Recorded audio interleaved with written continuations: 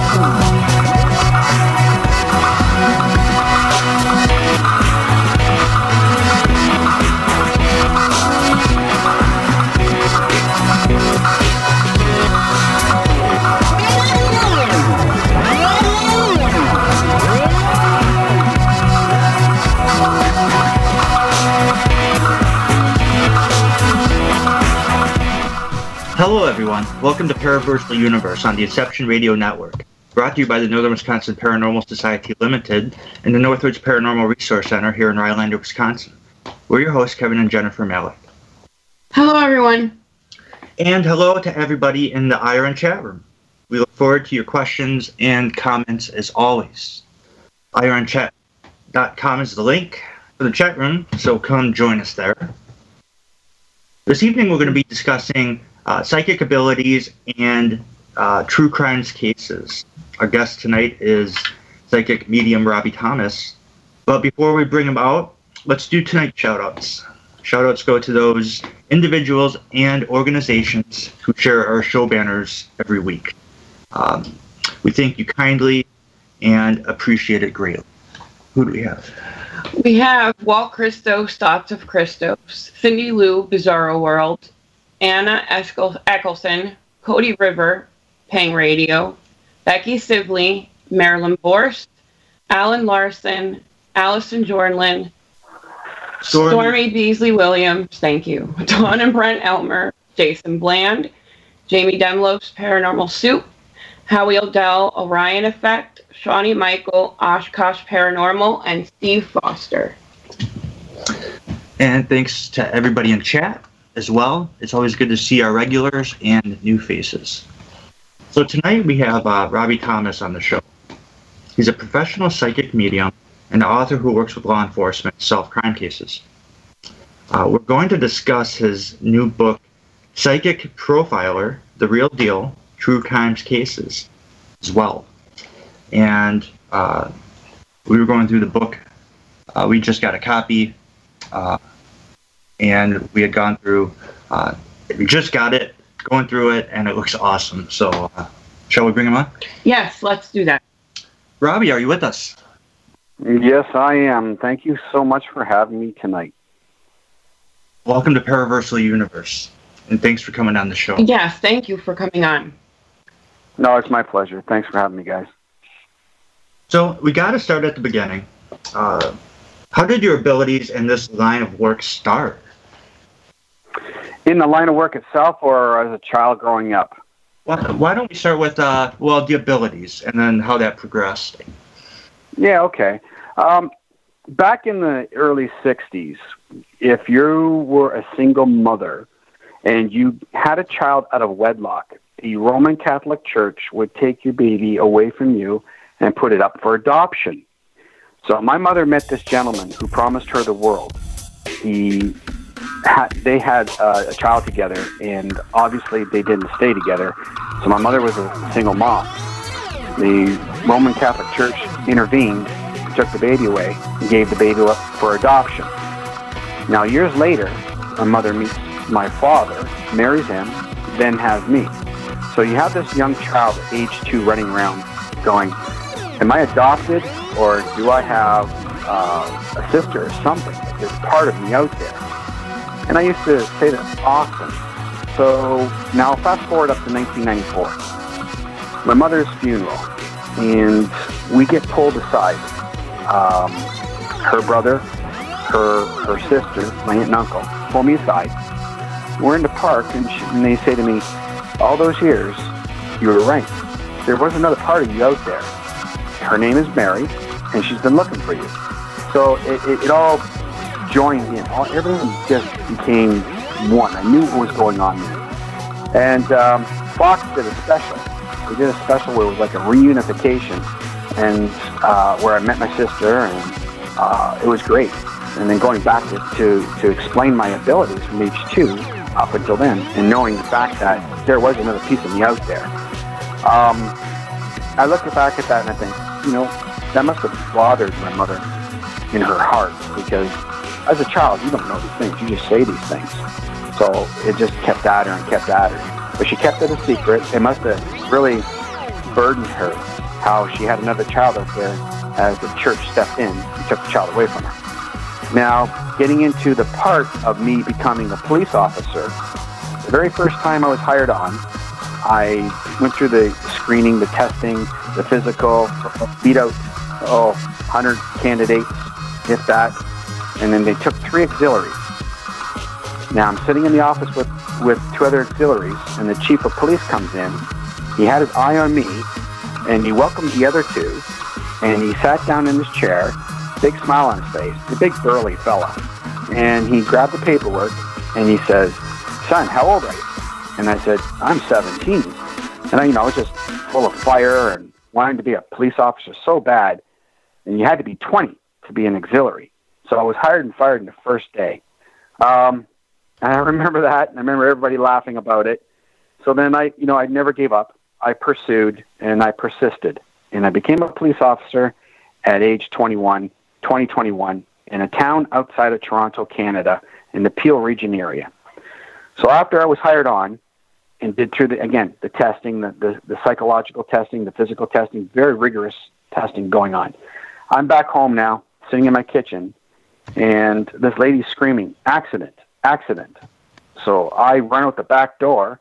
I'm wanting to help, and I hop the fence, and I see her in a robe, and she's pointing down the laneway of all these row of townhomes. So then I'm running as fast as I can. I'm following the road where all the cars are parked, and it's curving into the street. So I'm looking for our cars, and there's no cars, there's no accident. And this gentleman says, "No, over here." So I turned to my left and looked, and I run over to him. Now I'm still thinking there's an accident, because that's what I was told. And I'm looking on the floor, and then I get inside the kitchen area, and there's a lady running around the table screaming. And I look to my right, and there's a man holding a doorknob to a door, and he waves me over. So I go over to him. He opens the door, grabs me, pushes me in, shuts the door. But I'm still thinking accident. I'm looking for blood on the floor. And then all of a sudden my eyes look up, and it met the gentleman inside the bathroom, whose eyes were open and his lips were kind of blue. Now, when somebody comes into something like that, they either freak or, the mentality of training steps in. And going through the CPR, that course and everything, because you have to have that to go through to be a police officer, I went over and I started checking vitals. So I'm checking vitals. I don't get a pulse, so I'm going to start to do CPR. I'm doing CPR, and I hear, "Let me go." I stop for a moment. I'm not thinking that, I know I can hear and see things, but this doesn't click in. I'm thinking, okay, I didn't hear that. I'm going to do CPR. I go back to do CPR again, and it was very loud. "Let me go." And so I stopped, and I backed up out of the bathroom, and that was it. The following day, I get wind, because this turned out to be my sister's best friend's father that died, and I did not know. It was a very uncanny story. But I got wind through my sister that the gentleman had a massive coronary. He had a tear in the wall of his heart. There was no way I was going to be able to revive him or save his life regardless. So I decided, well, I'm hired. Now I'm going to quit. I just know there's something different about me and what I do, my approach, and how I see. But you can't quit when you get hired on to be a police officer. They want to know why. So they sent down a film crew, a captain and a sergeant. And they were making a working tool for EMTs, firefighters, and police officers who quit under duress. Well, there was no stress with me. It was just I knew what I was going to do. I was going to take my path and go in a different venue, if you will. And so we get through all the filming, all the questions, and the last question come up. Why do you quit? And I said, well, he was talking to me, and he told me to let him go. And their faces were just like they were staring at me, wanting to know, like, am I crazy? And I said, I'm not. I know. He really did say, let me go, and that was it. So that's my police career. And now, for 28 years, I've been working with them, but on the other side. That's really interesting.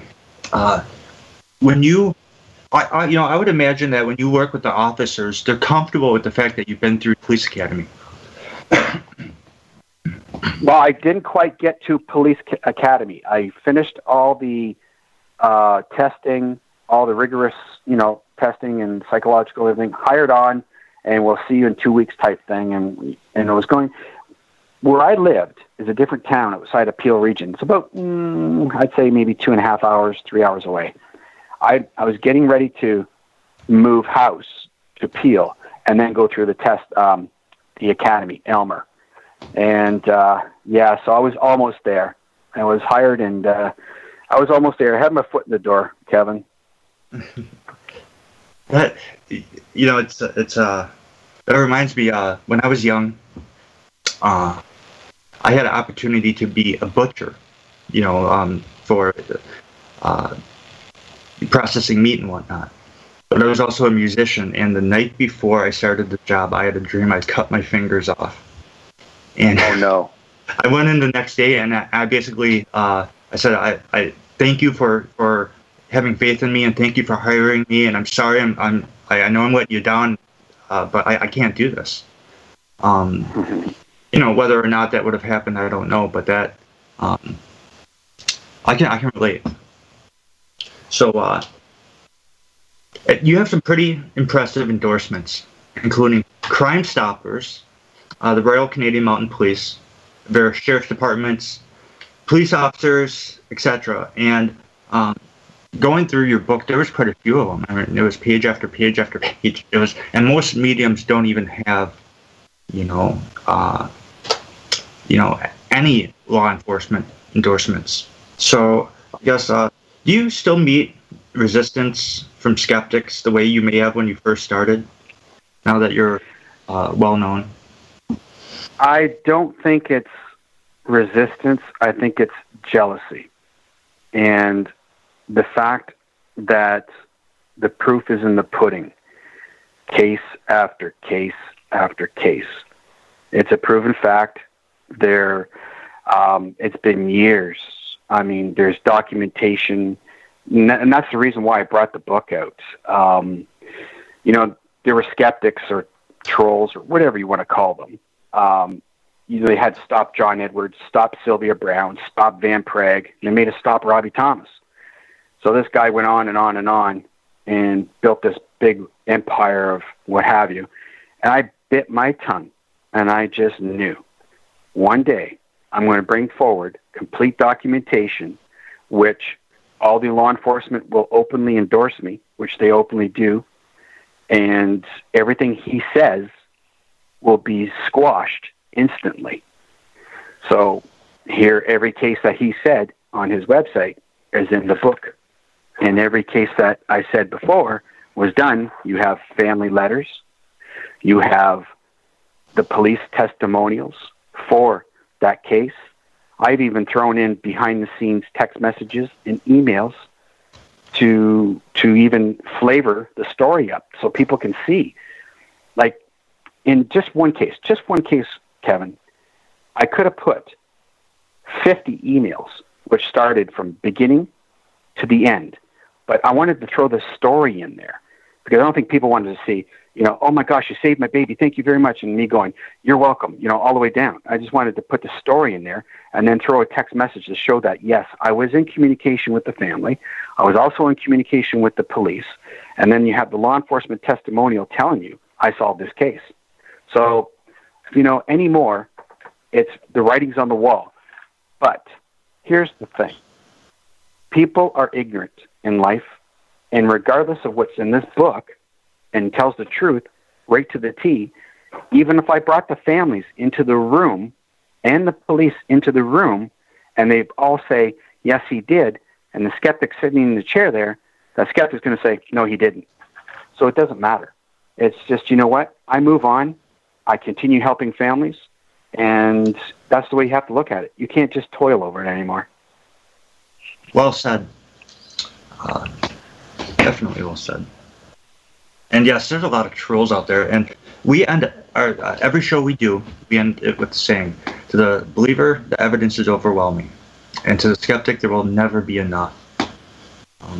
And I think that is exactly what you're talking about. You know, there's just some people out there that, you know, they're for whatever reason, you know, they're just kind of they're not willing to look at facts. They have a predisposition. Many times it's just with psychic abilities in general. If the paranormal even exists, I mean, they can't even get past that. And you know, doing this for as long as we have, I mean, we've just seen so much documentation from other people and from us, you know, through our society and the families we help. True.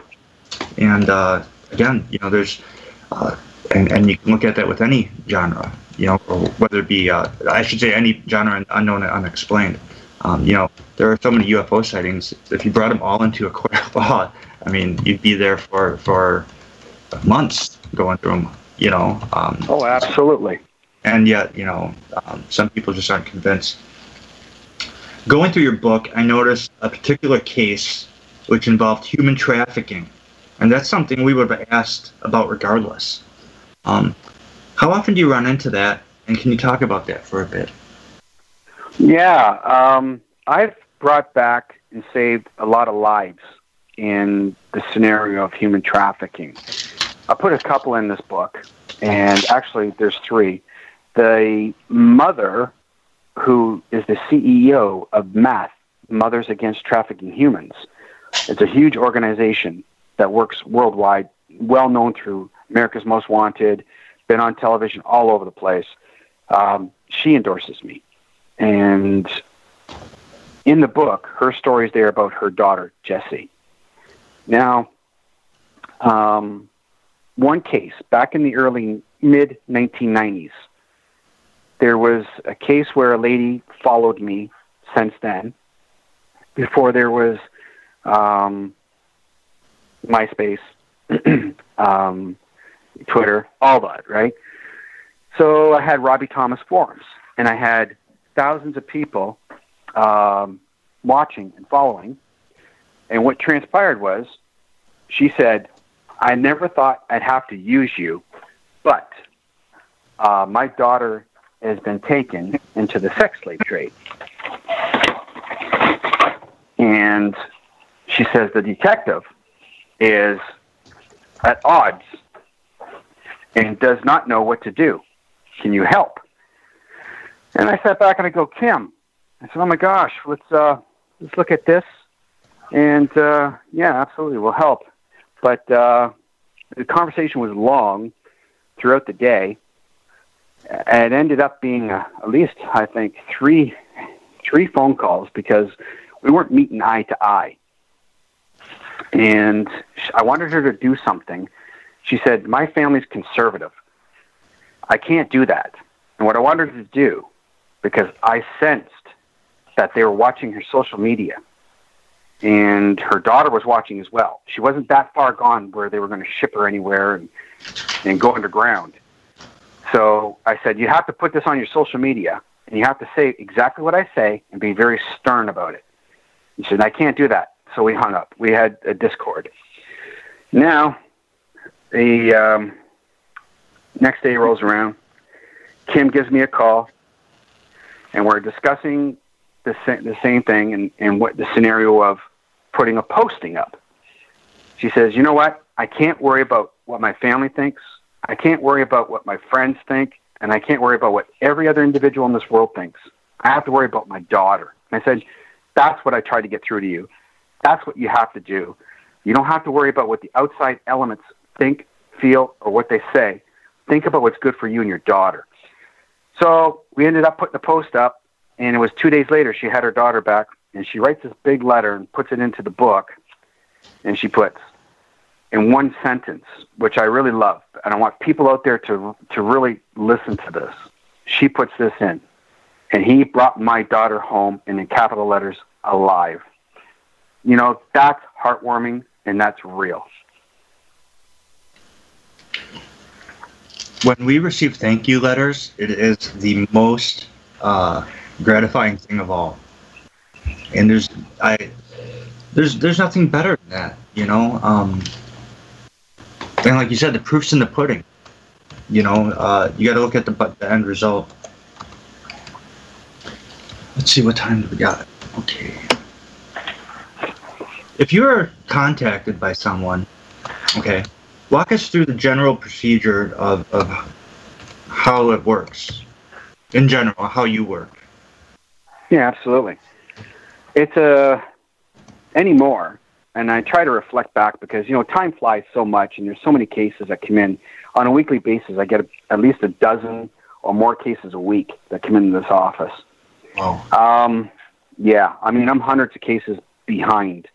It takes a year to get me on to your case. It truly does. There's a lot of specifics that have to happen. It's a full-time job for me. So, yes, I do charge. Yes, I do have a fee because this is my job. This is my profession. It's just not that, you know, I can run away in the weekend and just help a family. No, it's a daily, everyday type thing. And sometimes it's 2 or 3 a day. When I have to travel, go on scene, it's even more. I mean, I'm gone away from my family a week at a time, putting my life on the line, leaving my family. So the procedure is this.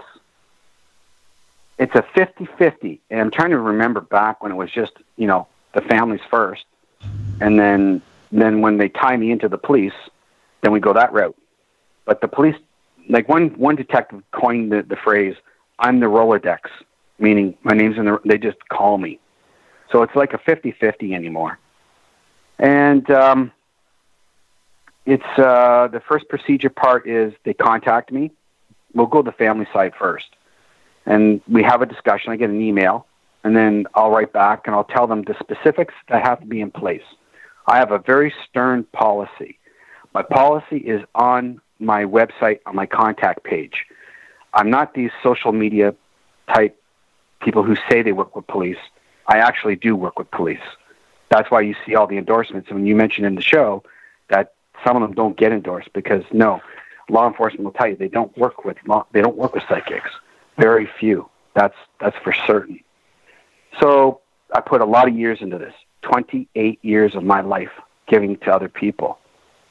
And when you look at it, I make sure that the specifics that are in place are there's no third-party people involved. It's immediate family only. And then immediate family tie in the police in conjunction. Now, when that is brought about in the letterhead and the official government document is sent to my office, then it starts because then the channels are open and I go with the detective. Now, all the information I transpire only goes to the detective. I'll still speak with the family, but I'm not going to give them any information. I learned over, oh my goodness, all these many years that if I go peep to the family, they're running to look for the murderer. So I don't do that anymore. I keep, and that's like 20 years. I've learned that. So you just take and give everything to them, but you be compassionate, but I'm strong too. When I'm on the job, I can't have the family interfering. There's a part in the book, I know you didn't get to read it. It's called The Good, the Bad, the Ugly. And it's a very good chapter in there. A lot of people have talked to me about it, and they really, really, truly appreciate it because I speak of how families interfere and have more or less screwed up cases, and they can't get involved like that. So we kind of keep them to the side. When I'm hired on to do a job, and I'm hired on to find your baby, or I'm hired on to find the guy who killed your baby, I don't need you on scene with me. I don't need you in my back pocket because I'm working with the detective and we're doing things proper. It's not a very cold, saying or a mean thing for me to say. I'm not being rash. I'm just being realistic. I'm a very realistic individual. I'm very strong. you call me up. And the reason why I'm like this, Kevin, I've been on scene, and I've had guns pointed at me. And I remember being on one case, and I remember Detective Andy DeLay, he goes, I could pull my weapon faster than you could pull that trigger. And I looked over where he was looking. I had a shotgun pointed at me. It was right at me. I mean, all the lady had to do was sneeze, and I wouldn't be here. That's real. So when people say they work with law enforcement and stuff on scene, I doubt it. I highly doubt it. That's the real deal, going out and putting your life on the line for other perfect strangers. My wife has a phrase, and she's coined it many, many, many, many moons ago. I go out and put my life on the line for perfect strangers. And it's true. And sometimes it's not even appreciative, you know, but I go out there and do it regardless because I want the definitive at the end. And the definitive at the end is I'm bringing your baby home or I'm putting a murderer away. Are your abilities, your five senses, heightened? Or are they in altogether different sense, like a sixth sense? Or is it both? How would you explain that? It's everything. How can I explain that? I did on a show one time when it was pretty much a similar question, but it was a little different. I envelop myself, and it's just me. It just becomes me. The automatic hand drawing, the tunnel vision, the remote viewing, everything that happens for a reason, and it does it by itself. It's not that, okay, I'm going to do this now, and I'm at this stage, and I feel this, or I'm going to, encompass this. No, it is enveloped within me, automatic. So it just happens. I guess over the years of growing up like this and going through the stages of learning, I wrote my first book in 2003. So I've been an author for a long time, and I dealt with it in 2003, explaining how my peer section I'd be crushed if they found out how I was, how I could see things, how I could know who's bad, who could do things. And my very first 1-hour television special went syndication all through in Canada and the upper parts of America, and that was in 2003. And I explained the same thing on the television show. It's just, it happens. It's automatic anymore. It's just everything. So when I'm on scene and I'm talking to the murderer or one of the suspects, and I know what he did, I've already had a Bristol board made up, and I did a profile of him. I profiled his character. I profiled what he did during the double homicide, and I profiled him what he did afterwards, without even meeting this kid, without even seeing a picture of him. It was just knowing and seeing what was going on scene when I was on the death scene. And we were in the boardroom, back at the boardroom, and I drew this all up for the law enforcement. So we went back to talk to the kid in his driveway, and we're playing good cop, bad cop. I got the recorder in my hand, and I'm standing like a foot away from this kid, and the officer is just haggling him with questions. He gave up, and he says, okay, you want to ask him some questions? Go ahead. And I said, yeah, but he goes, just in the meantime, he goes, just a minute. He pulls out the Bristol board out of the SUV, puts it on the back of the SUV, and says, now I want you to read that now, because that's what he said about you. So the kid's reading every aspect of what I wrote, and he literally turned white, and he just couldn't believe I got him. So I'm sitting there, and in the book, and there's no holding back in any flavor of language. I'm a very raw individual, and that's just how I am. I know I can't say it on TV or radio, but I'm very open, and that's how I am. So I'm talking away to this kid, and I'm saying, a selective few words. And sure enough, this kid gives me his confession, because he knew I had him, and I remote viewed him before. I knew what he was doing before, afterwards, and his whole character. It just enveloped, and that's how it happened. So when I did the automatic handwriting and drawing, it was all there at the same time. I guess you could call it a built-in sonar. I don't know what you would mimic it or name it. I have no idea. Yeah, it's difficult to put into words sometimes. Exactly how it works. All right, everybody, it is time for our commercial break. You are listening to Paraversal Universe on the Inception Radio Network. When we take care of our own hearts, we're also taking care of the people closest to us. So it's comforting to know that RWJ Barnabas Health has New Jersey's most comprehensive cardiac care program, with access to top specialists, minimally invasive heart surgery options, and rehabilitation and wellness programs. So get your heart checked. It's as easy as visiting rwjbh.org/heart. RWJ Barnabas Health. Let's be healthy together. And we will be right back with our guest. Welcome back to Paraversal Universe on the Inception Radio Network. We're your hosts, Kevin and Jennifer Malek, and we are talking to psychic medium Robbie Thomas now.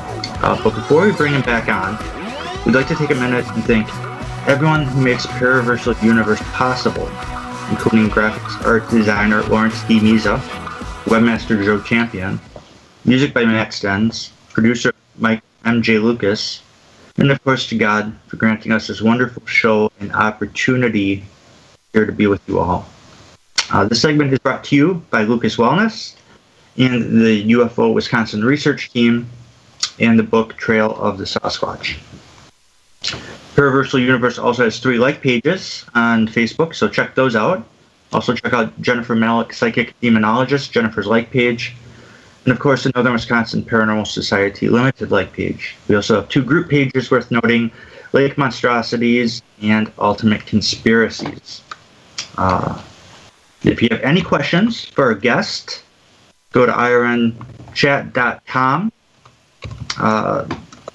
where you can post your questions and make comments, and Jennifer will pass any questions that come along. So you folks in chat, if you have any questions for Robbie, this is the segment. Yeah, and if you have any questions, please make sure that you type them in caps. Righty. So, Robbie, you're still with us? Oh, absolutely. Right. So, I guess let's start this segment with how much, I got to ask, how much grief counseling do you find yourself doing concerning some of these cases? Good question. In the past, maybe 10 years ago, there was a lot of it. I mean, I became everybody's priest, psychologist, not only, being on scene, working with the law enforcement and what have you. So again, it ties it up a lot of my time, and it becomes a 24/7, profession. I had to actually distance myself from that aspect because, like I say, I get 12 cases a week. Come into the office. I'm like a year and a half out from helping people, and some of the cases are like the government of India. There's 12 men missing from a boat. I mean, big time cases, a lot of cases. I can't get to them because I can't just say, okay, I'm shoving Sally from down the road away and jump on your case. So I mean, there's a lot of cases. If it's very pertinent, where I can fit it in 5 minutes and do something, I do it. But it's very far few in between. Yes, I've gotten called by law enforcement. We have a missing, endangered elderly lady, and I found her in an hour and brought her home alive. Okay, fine. I shot that in there. I did that. But the grieving or the counseling, that's not my position anymore. My position is, like I say, I go on, I get the job done, and I get it done. I go in, I find your baby, I find your missing husband, or I go and help put a closure to the case and find the murderer, and then I move on to the next one, because there's always another one. I just don't have time to counsel people. And here's the thing, too. It's not that I become cold to people or disheartened. It's just that it eats up so much time that I just don't have that time to do that.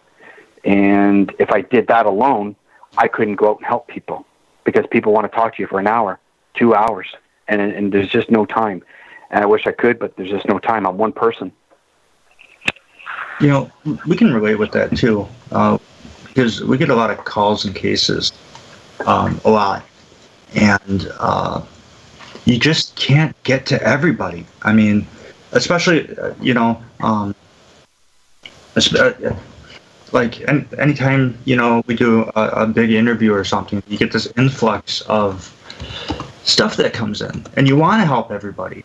But like you said, for each individual, you're talking about hours and hours of going back and forth and discussion and whatnot. All they can do is do what you can do, and for you, it's just great that you're able to help people and, bring people back and give people hope. It's a wonderful thing. Yeah, definitely. Definitely. It's so amazing.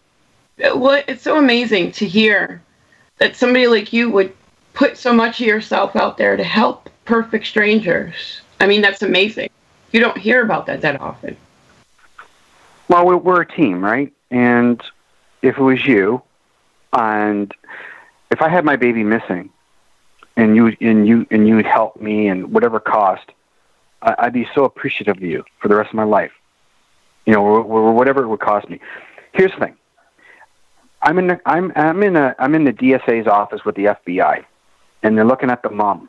Her daughter is missing, murdered, and the DSA turns and goes, "How much are you willing to pay to get your daughter back? $50,000, $25,000?" And she just hung her head, and then she sat up and she goes and changed the complete subject. She says, "Oh, we're putting our granddaughter through middle school, $64,000 this year, and we just bought her a brand new car, $32,000." The DSA looks over at the FBI guy, and I know what's going through their brain. I know what it is. It's like, she just said she put almost $100,000 out for this child, where you won't spend, $10,000 to get DNA analysis of a certain thing that they're not paying for. They needed the money to do it, but she wouldn't do it. So, folks, it's like your priorities, right? Priorities, and you have to be in straight. So, yeah, I mean, yeah, because it's like before when I said we make an attempt to help those that contact us. It doesn't mean necessarily that we're directly helping them. It may be like we will find somebody else in their area that can help them, or that kind of thing. But and that's a really good point you had too. Okay, I have a question for you from the chat room. Have you had any cases where people have misled and lied to you for whatever reason? That goes right to what you said. Yeah, no, because the way I work professionally is, again, through the police. So I cut out all the BS. And if people come and say, I can read through people. And if they're shooting you a sales pitch or a line, I don't get involved because it's just BS. And the authentic or the real deal, or whatever you want to call it, that's the title of the book, because the real deal doesn't mean, it's not me. The real deal is it's cases and it's true. That's what it meant by the real deal. So if it's real, the police, I go through them directly. So I cut out all that other crap and don't deal with it. But on the other hand, on the flip side of this coin, in that book, people are going to read where psychics or so-called psychics who say certain things, that a guy was dead in Mexico, buried behind a jail along a fence line, and a family had to live with that since 1996 to 2010. And I put my name on the line before my hometown. I sold out the Imperial Theater, and it was packed. I brought that lady on stage with the police, and I gave her homework prior to coming on stage. I found that man alive out west in Canada, and so-called psychic said he was dead in Mexico, and she fed off this family from 1996 to 2010, which really hurts. That's a lot of years.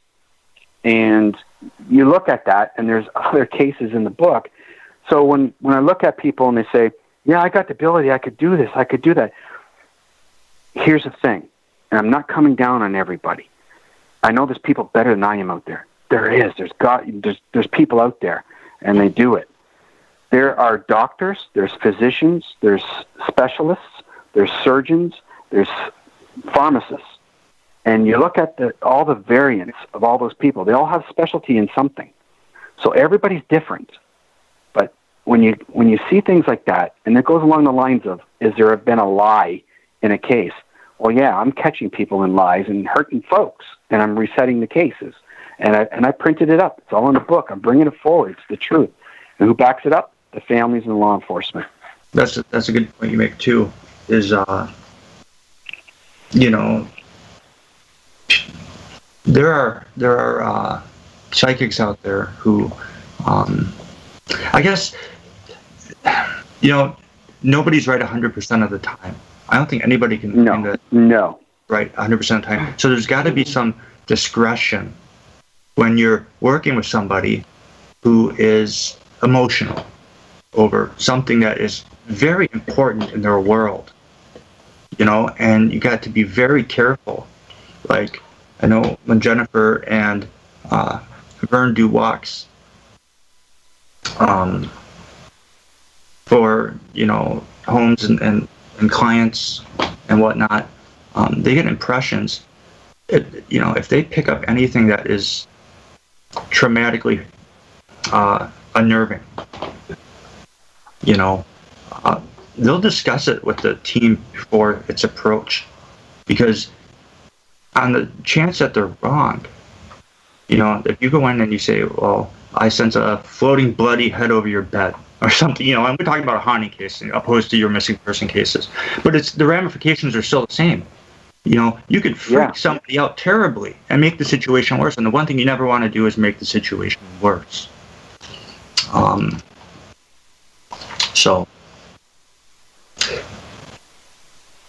Let's see. Yeah, no, I understand. I mean, in the paranormal aspect, I've been in movies back 2005, so I've been in the paranormal myself for a long time. Just wrapped up a new TV series with Coexistence with Keith Age from Sci-Fi Channel. So we go through the certain scenarios of what's here, what's there, and we caught a lot on film and validated a lot of really good stuff caught on film. Just not snapshots, I'm talking film footage. When I would say this was going on here. In one episode, we had make people sign disclosures. You cannot film and put it out there. One guy didn't read the memo, and he had Facebook Live. And he Facebook Lived what we were talking about was in an area, and he caught it, and hundreds of people seen it. But we had to get it taken down from Facebook immediately.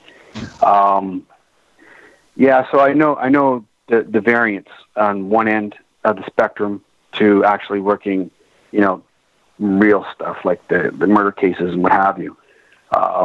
There is a huge difference there, but I understand totally what you're talking about. Do you ever get flashes of the future compared to or opposed to like the flashes of what's already transpired?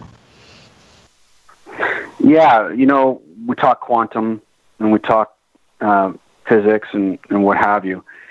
I was writing a script called Time Shift. Now, Mark Tillman is the original casting director for It for Stephen King. And I was on the phone with him, and I'm on the phone to Don Hutchison of Liftoff Productions. I'm typing this all out, getting it all done, and it was just flowing. It was a week before this event truly happened. And it's marked on my Facebook page. You can actually go back, both of you guys, and go back to March 2011, the week before the earthquake in Japan. And I'm writing in 9.0 earthquake off the coast of Japan, black tsunami, the abyss, all this tragic stuff. My last words the night before it happened, March 10th, the night before it happened, I said, come tomorrow morning, what's going to happen, everybody, we have to accept this. It's the new. Because no one's had a 9.0 before. And the next day, we had a 9.0 earthquake off the coast of Japan. So seeing things before it happens, yeah. Now getting to the murder case, 2 days before Victoria Stafford went missing, I seen the tree line. I seen where her body went into the tree line. I seen a huge pile of rocks and the debris that was about 15 feet from the tree line, the laneway, the horse and buggy drawn carriages by the Mennonites. And I'm drawing all this stuff up. Now, here's a real proof clicker for everybody who's tuning into this. If you go to my website, robbiethomas.net, and you go to the murder missing persons cases, and you click all the way down, you'll see 99.9 to Fox FM. You listen to that interview clip blurb, you hear the program director. He says, yeah, I remember you telling me this stuff before they investigated this, and you showed me all your drawings before they investigated this case. He goes, I was a skeptic, but I'm a believer now. Because he's seen it before. I made sure that somebody's seen it before my drawings and stuff were handed over to the police. So it showed that it was proof. I'm a very intricate individual. I do certain things that make sure everything's date stamped, everything is looked at before. So it's proof. Because I went through years of people saying, no, you didn't do it. So I learned over 28 years, yeah, this is how you do it. Have you ever had a situation where you were able to pick up on something or someone, yet you didn't or couldn't act upon it? Yeah, well, Victoria Stafford going missing. You can't stop the inevitable. I know a lot of people say out there, I wish I had the ability because then I could go out there and stop and be Superman or Spider-Man or whatever hero you want to call yourself. No, it doesn't happen that way. I've seen much before, and like Victoria, you can't stop it. The 9.0 earthquake a week before it happened, can't stop it. Can't warn anybody, can't do nothing. Who's going to listen to you? You're going to have a 9.0 earthquake. Oh, sure. But you know what I mean? You just can't stop the inevitable. There are many scenarios, but the point of that question and the answer is, I don't care who you are. You're Rockefeller or whatever. You're not going to stop the inevitable. You just can't. It's going to happen. It's in God's hands. Okay, so we have another question for you from the chat room. Have you ever had any encounters with inhuman evil? And if so, how did you protect yourself? When we were filming, I worked with 14-time award-winning film producer Ronald Busby and Christopher O'Brien, who's on Ancient Aliens now. He was actually behind the camera long before he even got in front of the camera. And Chris is a good friend of mine. He's doing a wonderful job. Kudos to him. We were filming in Manteno State Asylum back in 2005. And I remember sitting there and I'm telling Chris, there's somebody here. It's an evil spirit, and it's like not human, because spirit is different than being human, right? So I said, it's here. And I said, what I'm going to do, and as I was discussing that, my hat turned on my head all by itself. And Chris nearly peed his pants, and he's filming me. And I said, you see that? And he goes, yeah, I got that. And I said, yeah. I said, now, what we're going to do is I want you to show up on film. I'll leave my hat. And sure enough, it didn't show up on film, but it showed up on Snapshot. And it was awesome to see. This great big monster head and what have you. Go to another scenario with Keith Age. We're at the, trying to think, the Ohio Theater there. Twin City, Ohio Theater, I think it was called. And we were filming. We're up on stage behind, and Keith is about 15 feet from me. And the temperature dropped about 15 degrees instantly. All the gauges went down. And he goes, it's over here, isn't it, Rob? And I'm looking over there. Everybody, you can see like breath coming out of your mouth, right? It dropped. And I turned sideways in my chair, and I looked, and I could see it. And I go to Keith, I go, and the cameraman has the film camera going. Keith has a snapshot camera. So, but we had both. So we're fine. And I said, and I point my thumb and I go, no, it's right here. So at the end of the night, we go and analyze and take a look at the reveal of the photograph, but we couldn't see the film footage because we have to take that. The producer or the director's taking that back to, Indiana. And we look at that photograph. This thing was about 7 feet, maybe 8 feet, towering tall, maybe about 4 feet wide. Its head was, it was weird looking. It wasn't human, and it was standing right beside me. I could feel it, and it was really weird. And everybody was just like, oh my gosh, what is that? Like, everybody got a chance to look at it. And every place we filmed, we brought 30 people from the public so they could witness what we were doing. So it showed that it was all true and validated. It was a good year to do that filming last year. So we're into our last stretch here. So what's in your any plans for the future? Anything coming up or anything you wish to share with everyone before? I'm just thankful for being on this beautiful show you have.